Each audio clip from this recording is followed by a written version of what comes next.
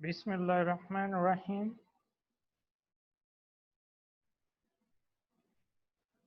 हमारे पास आर्टिकल है आज का, magnetic dipole and radiation.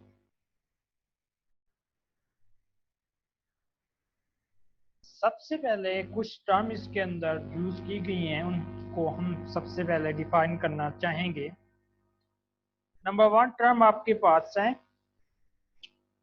When charges accelerate their field can transport energy irreversible out to infinity। इस चीज को आप नाम देते हैं रेडिएशन। नंबर वन टर्म आपके पास कौन सी थी? What is radiation? जब चार्जेस क्या करते हैं? एक्सीलरेट करते हैं and their field can transport energy irreversible out to infinity। इस process a process we call it radiations। Next term which we use in that article is magnetic dipole।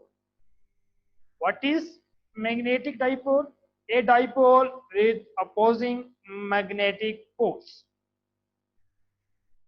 With opposing magnetic poles like like North Pole and South Pole. Two poles, South Pole and North Pole, means a dipole with opposing magnetic poles. What is dipole? Dipole is defined as a pair of equal and opposite electric charges. When we discuss electric dipole and when we discuss magnetic dipole, then we talk about magnetic poles separated by a small distance. Means a pair of equal and opposite electric charges or magnetic poles separated by a small distance, known as dipole. Next, the new term is magnetic dipole moment। Magnetic dipole moment क्या है? A magnetic moment is a quantity that represents the magnetic strength and the orientation of magnet or another object that produce a magnetic field। What means a magnetic moment? A magnetic moment is a quantity जो कि represent करेगी आपको magnetic strength को या orientation of the magnet को या कोई भी दूसरा ऑब्जेक्ट को जिसकी वजह से आप क्या प्रोड्यूस करवा रहे हैं? Magnetic field.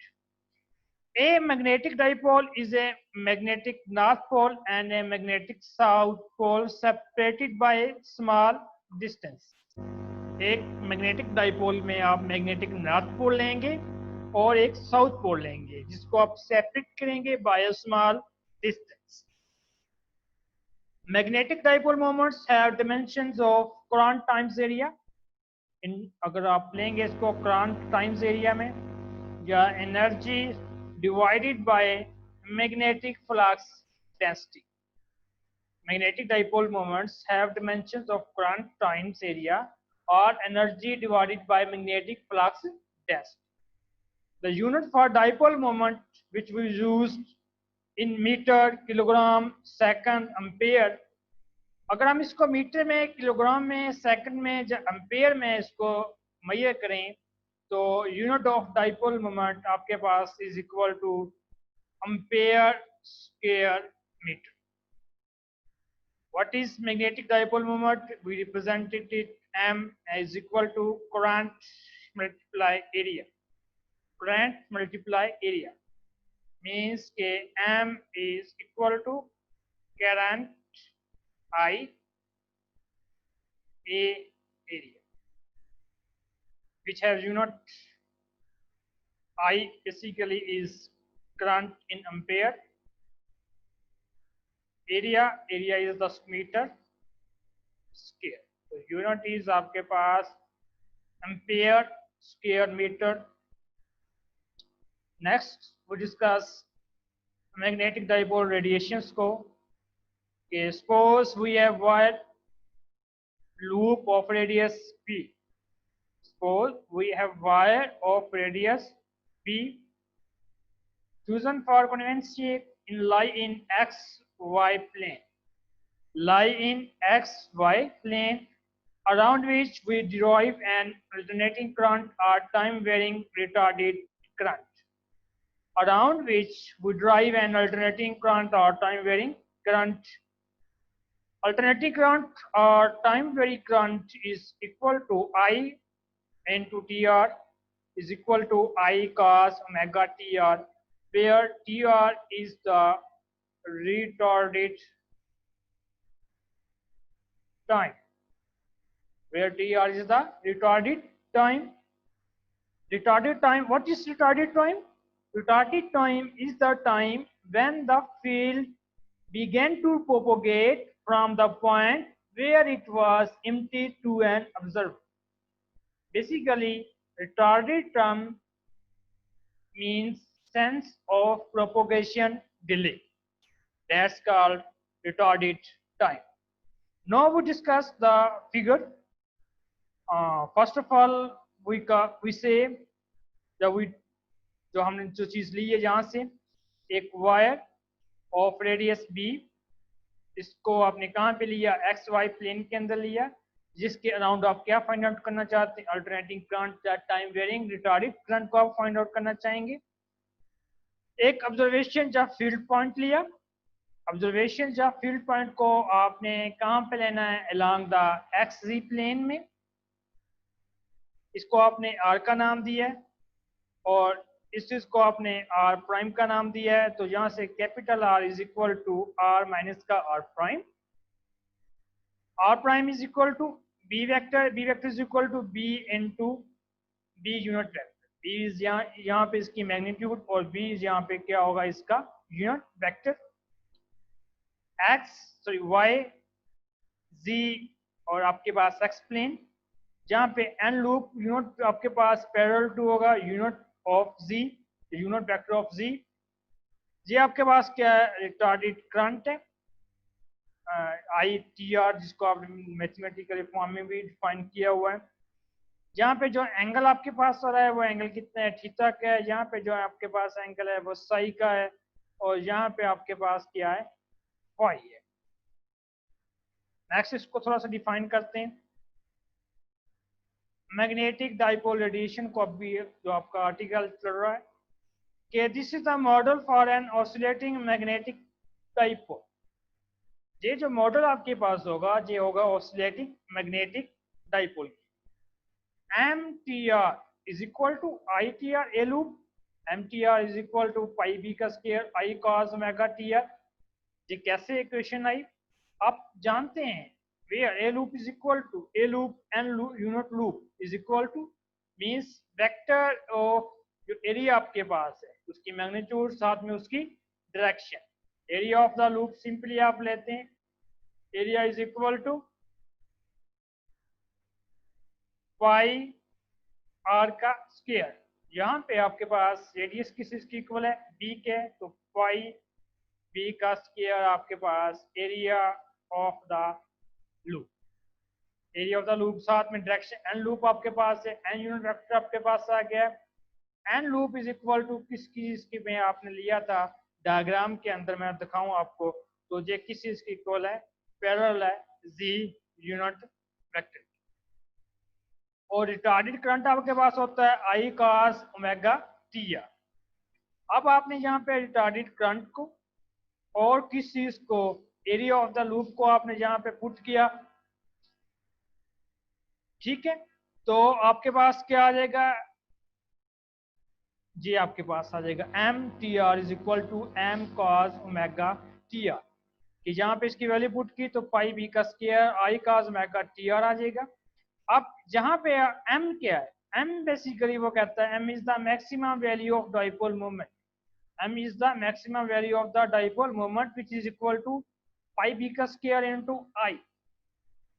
तो ये एम क्या है, maximum value of the dipole moment को, इसको आप एम नॉट से भी क्या कर सकते हैं, रिप्रेजेंट करते हैं। नेक्स्ट आपके पास है कि there is no volume electric charge density associated with the current flowing in the loop. ये कोई volume electric charge density associate नहीं करती। इसकी रीजन क्या है?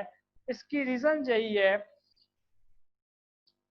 कि वहां पे कोई नेट चार्ज आपके पास नहीं होता लूप के अंदर, जिसकी वजह से आप कह सकते हैं retarded scalar potential equal to zero, के जो आपके पास रिटार्डेड स्केलर पोटेंशियल है वो आपके पास किस चीज की इक्वल आ जाएगा? Equal to zero.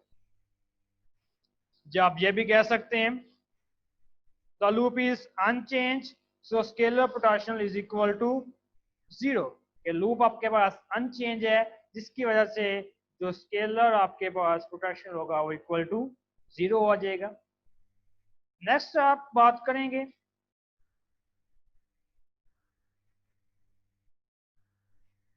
The retarded vector potential. Retarded vector potential आपके पास क्या है?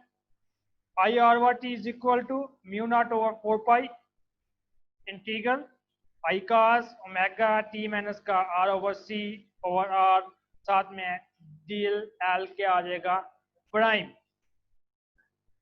Del L prime.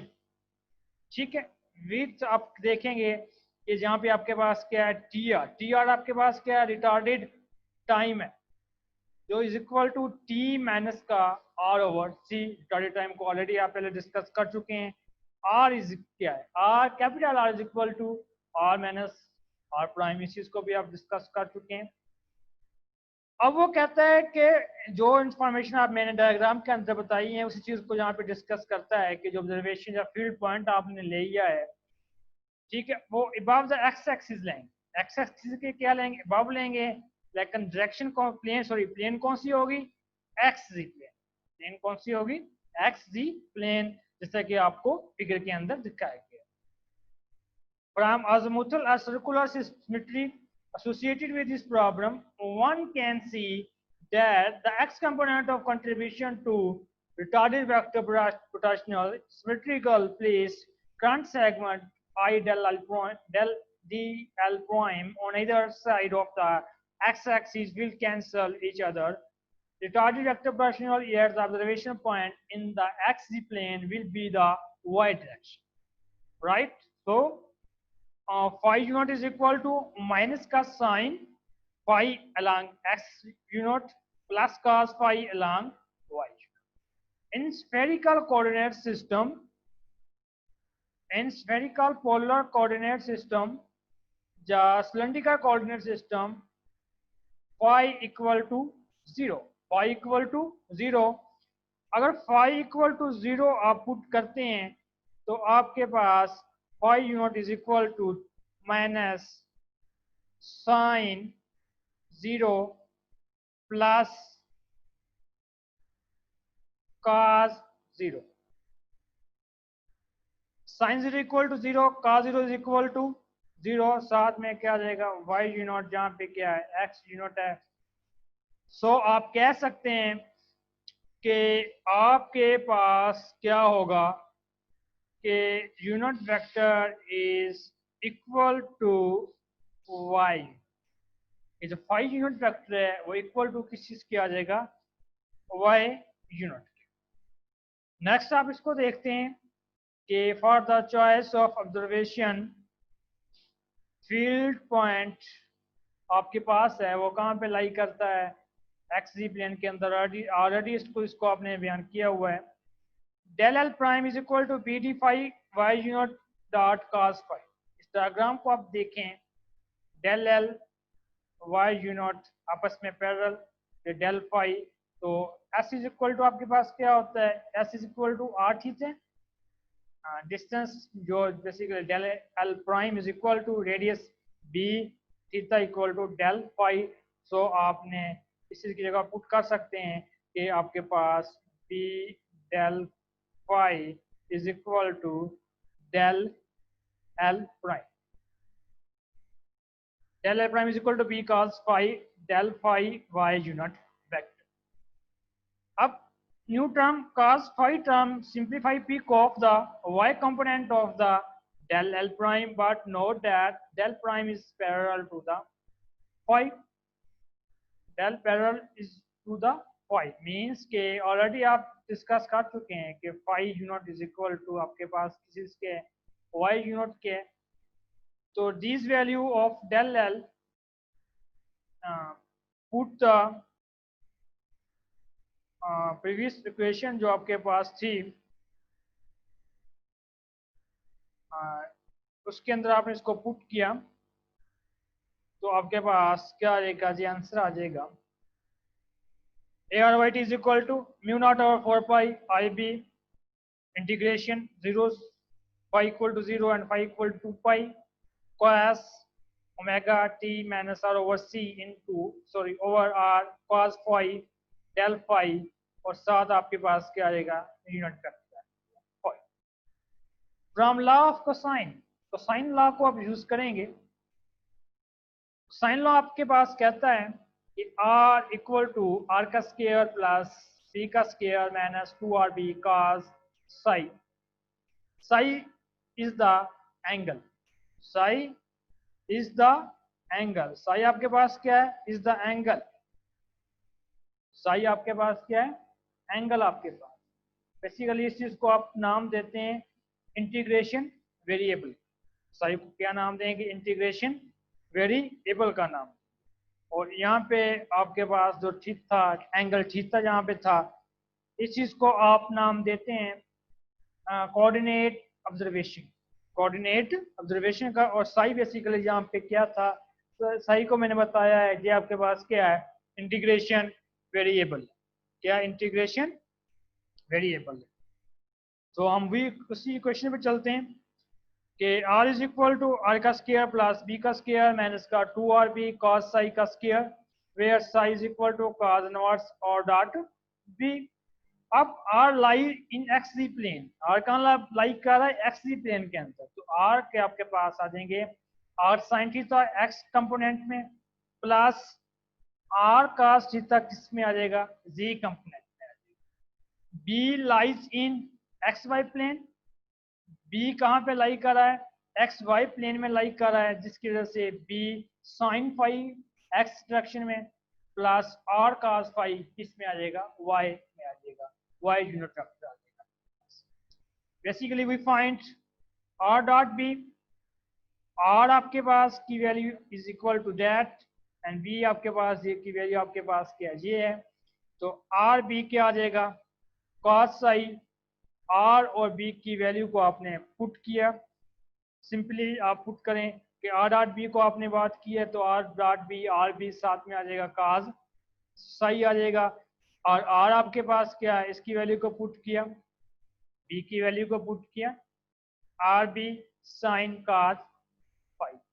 After solving we have equation r b sin theta cos phi, so we can write as r is equal to r square plus b का square minus 2rb sin theta cos phi overall under root। Next we see that in that lectures of magnetic dipole radiation we solve some approximation, we see solve some approximations. Number one approximation, b less than r for ideal dipole radiations, and b less than lambda, and number 3 पे r greater than for lambda for radiation zone. So for first approximation, 1b less than r, for a perfect dipole we want to loop to be extremely small. For a perfect dipole we want the loop to be extremely small. Here again we are interested in phase zone electromagnetic radiation solution. The observer is far away from the source. Observer is far away from the source such that the characteristic dimension of the source is such that b less than r. The keeping only the first non-trivial term in the Taylor series expansion of r with b less than r is equal to r into sorry r1 plus b over r का square minus 2 b over r sin theta cos phi इसका under root.